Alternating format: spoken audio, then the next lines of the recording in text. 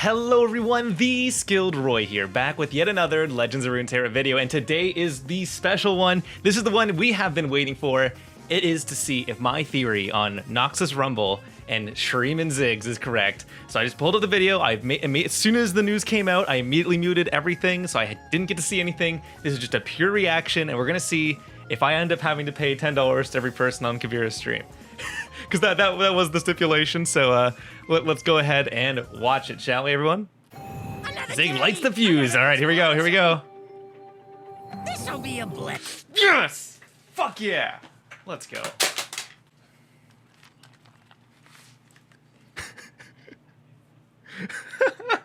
sorry guys. Sorry.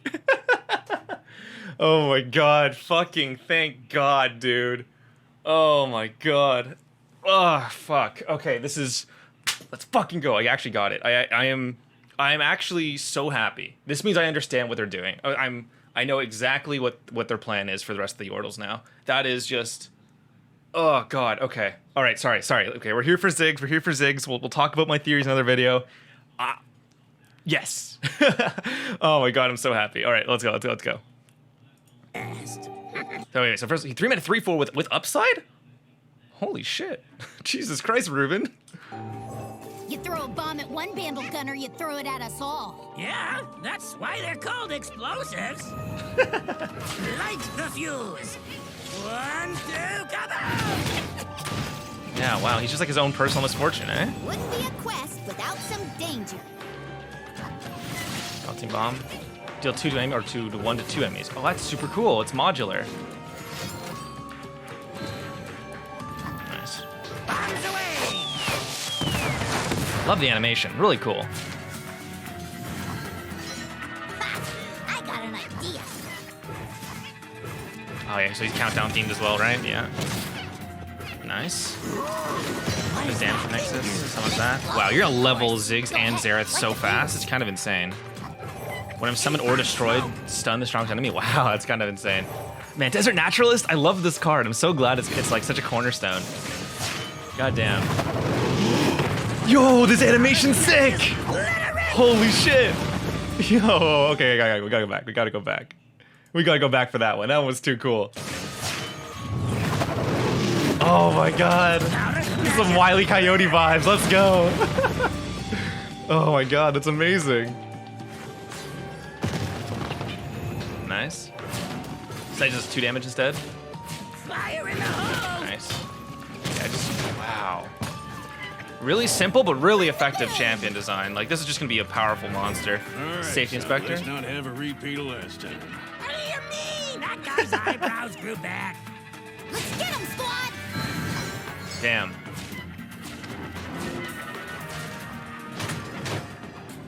Yeah, trade here, yeah. Man, so Ziggs and Xerath, they're just gonna burn your Nexus in half, eh? Destroy an ally mount to do 3? Damn. And then that one's gonna detonate 2. Wow. And then you get 2 damage on your attack. It's Kingpin. One big boom coming right. Damn. Just a huge board wave. Yeah, you can't even do anything about it. Wow. He's insane. Ziggs is nuts. Oh my god. Okay, we'll look at all these cards in a second. That is insane. Oh my god, I love this animation. Look at that. Oh god. I'm so fucking good. Dude, my heart almost stopped. I was like, oh god, what if it actually isn't streaming Ziggs? What have I done if it hasn't been? Oh god. Okay. All right. Let's take a look at the rest of the cards, shall we? All right. So let's finally take a look at some of these cards. So let's go ahead. First up, we have Yordle Contraption, 5 mana, slow speed, Vandal City spell, destroy a landmark or create 2 random multi-region followers in hand. So this is more of a just sort of pure flexibility card if you really want to go for some landmark removal in your deck. You'll notice that a lot of cards like Diverging Paths or cards like that in various other regions are basically sort of confirmed to be like landmark removal cards that happen to have a small upside in certain circumstances. In this case, it's kind of exactly that. It's 5 mana, destroy a landmark, or you can draw 2. Obviously, draw 2 is typically priced around the 4 mana range, and considering this is not really draw 2, but is creating 2 random multi-region followers, which are generally going to be worse than cards that you're going to put into your deck, It's probably a little overcosted if I'm being quite honest, and also at slow speed makes it not as efficient, so you can't like play it and then develop your board right after, like most draw spells will let you do. I'm not too hopeful about Yordle Contraption if I'm being quite honest, but I could see you running 1 or 2 just because of how many different landmark destruction synergies are going to be, because now you can run this in your deck for Ziggs and Xerath and destroy your own landmarks if you really need the opportunity to, or if the opponent's playing something really powerful that you want to get rid of, then you can do that to theirs as well. If they play like Targon's Peak or something like that, then you got a really solid answer. But otherwise, though, it is very hard to sort of see where this card is realistically going to go. It's a neat card, but I'm not super excited about it. Next up, we have Mega Inferno Bomb, the 7 mana, deal 1 to all enemies, and then do it again. So this is a really interesting card, because I think a lot of people are immediately writing this off as just being straight up bad. But a lot of people need to realize that this card essentially gets double the bonuses from all increased spell damage abilities. So this means things like a Funsmith. This means things like kegs are going to literally like over double this spell's damage, right? Because if you put a keg on this thing, you're going from doing 2 damage to 4, which is absolutely absurd. And since it's installments of 2 and then 2, it also lets you get around things like barrier. It also lets you get around things like spell shield. It's just going to be a incredibly powerful effect. And I think that this is a lot better than a lot of people giving it credit for, if I'm being quite honest. I know it seems sus for me to say that. I know it seems kind of weird, but it's a one-sided avalanche that goes through barrier.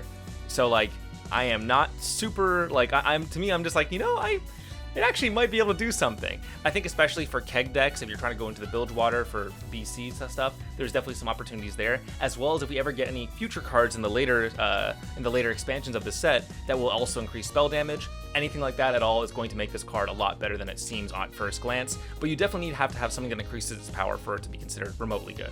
And here we go, we got our broken 1-drop that helps the archetype. So this is a 1 mana 2/1 Inventive Chemist. When I'm summoned, summon a Scrappy Bomb. The Scrappy Bomb, of course, is a 1 mana card. It's on the board, so the mana cost is irrelevant, but it has countdown 3, or when it's destroyed, deal 1 to the enemy nexus. Pretty simple payoff. Basically, you're just playing this so that by turn 3-4, when you're going to be playing your Xerath and your Ziggs, this is going to be another thing for you to count towards your overall level up conditions, right? Because playing this on turn 1 means that by turn 3 or 4, you're going to have at least one of these detonated. So that means that you're almost getting some progress already started on these Ziggs and Xerath, especially if you play this into, like, say, Preservarium, for example. There's some very obvious synergies there, or as well as any other Xerath cards. This is particularly important because this means that an Inventive Chemist can now enter the board, play a landmark, and trade, all while, like, being able to push your win condition further. Now, of course, there is a big downside here, and that is you have to be in Vandal City to do this. It's not, if this was a Shurima card, this card would be broken. I truly believe that, because then it would be so useful for all the things that Shurima really wants. But with this in BC, it gives you a really big incentive for you to go over to that region to get the Scrappy Bomb. Overall, not bad. I think this card is going to be played in basically every single Ziggs deck known to man. Really good card. Not really much to say here. Just really good. Okay, next up we got a really powerful Vandal City burn spell, which is the 3 mana, deal 2 to an enemy, or deal 1 to 2 enemies. This is obviously really perfect for a variety of different uses. Obviously, number 1, stopping barriers and spell shields is really powerful because you can grind value and still get some value out of it. It's still a 3 mana deal 2, so it's honestly just not going to be bad on its own. It's 3 mana, of course. There's some possible synergies with things like Tri-Beam. Honestly, card is not bad. It is a lot better than you think it is. It's just a really solid card, and I think especially it's going to get really powerful with things like kegs, where you're going to start being able to leverage a lot more damage on the board, or Funsmith, or anything that increases spell damage in general. Card is just generally good. I'm not too sure if this is going to be super playable beyond like maybe 1 or 2 copies, but I think the flexibility can't be underestimated here. It just seems like a really solid card for me personally. Overall, not bad. I could see a couple times it being used. I think what's most important about it, though, is that if you're running Ziggs in Mono Shurima, for example, or in Shurima X whatever region, you'll now have a really solid burn spell because Ziggs' Bouncing Bomb also can be played, which is really interesting because at that point you start having a really powerful tool in a region that typically doesn't have this type of burn spell. So honestly, not bad. I am really excited for this personally. Really neat card. I'm going to try running up maybe 1 or 2 copies. Seems solid. Okay, next up we have Explosive Minefield. When I'm summoned or destroyed, to stun the strongest enemy. This is obviously an incredibly powerful ability because it allows you to hypothetically get 2 stuns off in the same turn, and as well as give you fodder for your destroying friendly landmarks abilities. Just in general, this card just seems pretty solid if I'm quite honest. 1 mana for Guile is generally not playable, but this is a Guile ×2 hypothetically, so honestly it actually could get there, especially given how many different ways you want to be able to destroy your own landmarks. I think this is definitely one of the more slept on cards in the set. I don't think it's going to be like a 3 of the most broken card in the deck or anything like that, but I can definitely see running 1 or 2, especially considering how many of these cards, especially Xerath's package, really wants to get in for damage considering how powerful their stats are. Things like the 5/3 Fearsome and stuff like that, which would be really, really thankful to have a card like this. So I'm not too sure if this is exactly where we're going to be going with the deck, but I do think this is going to be a solid card for consideration for sure. Okay, next up we got the Bomber Twins. This is a 2 mana 3/2. When I'm summoned, create a random landmark that costs 2 or less in hand. Just an objectively powerful card. Like, you hit Preservarium, you hit things like the Predict, the 1-drop that you can predict with. Like, this card's just good. I don't really see how this card is really bad at all. It's just a really solid card that helps the landmark decks like Talia, Malphite, all those guys. But on its own, it also helps Xerath and Ziggs. It's also in both regions. This card's just generally good. I really don't have much else to say on this card. A 2 mana 3/2 that draws a card is more than fine, and you trade with this card, you get a free landmark for value, you're pretty happy. I think this card is just pretty good. This is probably the most obviously playable card, I think, out of all of them. Not much else really to say. You're gonna play it in any deck that wants a landmark card, so, you know, go for it. Next up, we have Safety Inspector, the 6 mana 6/6 with round start, create a Inspection Past in hand. Inspection Past, of course, is a 0 mana, destroy an allied landmark to deal 3 to anything. Wow, what an engine, ladies and gentlemen. This is a really, really powerful card. The question really becomes, is it going to be too late to really make any really big impact, right? So if you're playing this on turn 6, the earliest you're going to get the Inspection Pass on turn 7. So this is like you're going to be looking to try to cast maybe 1 or 2 of these Inspection Passes to win the game, right? And the sort of question there becomes like, why am I doing this in Vandal City with a stipulation when I could be running more burn spells in a region like PNZ? And that's a more logical question to me. So I am a little hesitant on this card. I think you might actually not go face with it, but you'll actually try to go and trade the board with it. The way I look at sort of Ziggs and Xerath's packages, despite doing a lot of face damage, obviously, they're still quite slow, because they are still playing landmarks, and they still aren't really getting in that much damage early on. So my theory is that it's going to play like a mid-range deck that happens to have like a combo-y finisher. So that's my kind of theory here, that this is a part of that finisher package where you start playing some of your more explosive units, and then you play Inspection Pass and just start detonating the opponent's deck or their units on board, and you get some free attacks in. You get like Explosive Minefield. Like, think about it, you play Explosive Minefield, you play Inspections Pass, you kill one of their units, the Explosive Minefield detonates, so you've stunned 2 things and you killed a 3rd thing. And, like, that's pretty decent, honestly. So we'll see how this sort of goes. I am hesitantly optimistic for Safety Inspector, though. I think he actually might be pretty decent. And lastly, of course, we have our boy Ziggs. Ziggs, the 3 mana 3/4 with attack, deal 1 to my blocker and 1 to the enemy nexus. This effectively makes him a 3 mana 4/4 on the attack, which is honestly insane. We have Badger Bear in the game for a reason, and this is pretty much objectively better Badger Bear. Really, really powerful effect. You've destroyed 4+ allied landmarks. This game is super easy. That is beyond simple, considering how many we have. Remember, because that also counts countdowns as well. Like, this is very simple to do. And then when he flips over, he then gets the ability, his damage goes up, increasing it by up to 2. And then also on top of that, whenever an allied landmark is destroyed, deal 2 to the enemy nexus, and that is just a pure inevitability engine. So Ziggs, he enters the board, grinds value, super solid stats, generally does well, gets damage off for free, and then once you already accomplish your conditions, what you're already trying to do, he's going to start blowing up the enemy nexus.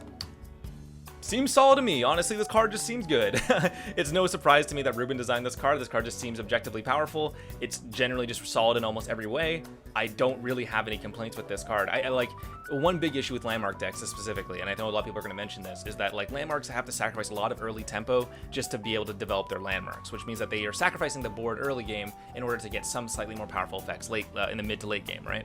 But the issue here is that they never really had really powerful like units that they can place on the board and be happy that they're on the board and chilling there. They got like 2 2s, 2 3s, and things like that. Nothing that was really super exciting to play with. But when Ziggs hits the board, he is a 3 mana 3/4, which already is trading against really well against most 1, 2, 3 drops, and he himself can still attack and start like increasing your own tempo in the game and keep pushing your own threat, because he himself is going to be able to kill a bunch of tokens. He himself will be able to attack and destroy tokens with no problem. He'll be able to pressure the opponent in unique ways. Like, Ziggs is really interesting because not only is he helping up the early game, but he's also the end game where once you start having allied landmarks destroyed, he's going to start decimating the opponent's nexus. And I think that to me is where Ziggs starts getting really spicy, is where you start realizing that this card can be played both early to help like like make sure your board's safe, or he can be played late to be guaranteed the damage basically to the Nexus. Overall, Ziggs seems like really, really powerful. You know, I know he looks boring, he might look like kind of simple, but trust me, this card is going to do quite well, I think. Now, I think Ziggs is good. The biggest question to me is if Xerath and all of the supporting cards in their little archetype are going to be powerful enough. Because while I think Ziggs is fine, you can honestly run Ziggs even outside of the typical sort of setups you're thinking here with Xerath. I think you'd run him in straight up just countdown decks. The biggest question is going to be is, will he continue to be able to see play in those situations? So that's tough. That's tough, honestly, even for me. I'm just like, you know, Ziggs is good. I just need to know how good. I think that's the real question. And how good is his archetype going to be? Because he does care a lot about these cards. So that's going to be the big thing, I think, moving forward. All right, everyone. Thank you so much for watching. I've been The Skilled Roy, and thank you again for watching my reaction to Ziggs. I can't believe I managed to get him right as being Shuriman. But this actually does confirm a lot of my other theories, and it's actually a huge piece of the puzzle, because this was like the confirmation piece. This was basically the thing that if it got confirmed, I knew what was going to happen next, because now I have a great understanding of what their intentions are. I know Shuriman Ziggs seems weird, I know it seems random, but there was actually a lot of really indicative patterns that I saw that really led to it, and that's how I was able to guess it. But now I can follow those same patterns to guess the next champions and the next Yordles and the next etc. all on its own as well. Overall, I think this is really good, because this means that I'll be able to predict the next couple expansions as well. So please look out for that. But one thing I'll do for fun, and one thing I think a lot of people are almost looking for now is, like, Roy, how are you guessing? How did you guess Bandle City? How did you guess Shuriman Ziggs, Shadow Isles Vagar? How did you do those things, right?